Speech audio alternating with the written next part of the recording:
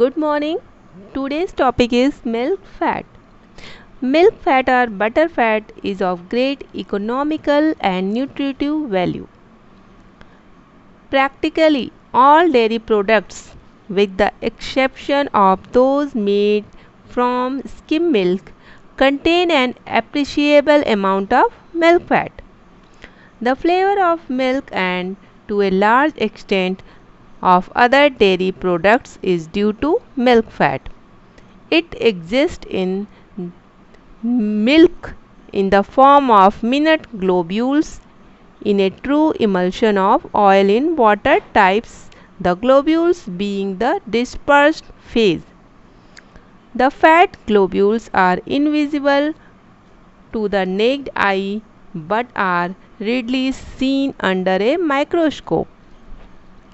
Each globule of fat is surrounded by a very thin layer of protein, phospholipids and neutral lipids. Fat globules vary widely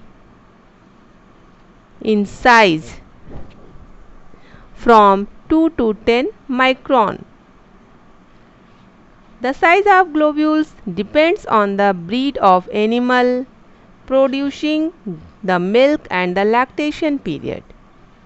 During the first part of the lactation period, the fat globules are relatively large and the lactation progresses, the granules become larger. The size of fat globules is of some practical importance in cream separation, cheese making and with the handling and transport of milk. When milk stands undisturbed, the fat globules rise because their specific gravity is less than that of the aqueous portion of the milk. The rise and clustering of fat globules is also attributed to the activity of some components of the whey protein system. The larger fat globules come to the surface of milk more quickly. Thus, in gravity separation of cream, the size of milk fat globules is important. In cheese making, if the fat globules are large, they will move up quickly before the coagulated milk could check their movement, and as a result the loss of milk fat in whey is somewhat large. In milk transport, large fat globules churn more readily after being transported some distance and so the formation of butter granules on the surface. Milk fat is a mixture of several different glycerides. They contain about 64 different fatty acids ranging from 4 to 26 carbon atoms. Milk contains considerable amount of short chain fatty acid C4, C10, which collectively contribute to the characteristic flavor of dairy products. Saturated acid accounts for 62% and unsaturated acid for 37% of milk fat.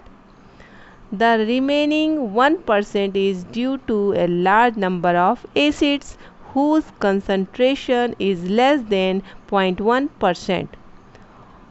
Of the unsaturated acid, 3.8% constitute polyunsaturated acids. Other lipid material present in milk are phospholipids, sterols, carotenoids and fat-soluble vitamins. Together they constitute about 1% of the total lipid material. Carotenes are responsible for the yellow color of milk fat. Since milk fat is a mix of several glycerides, it does not have a true melting point.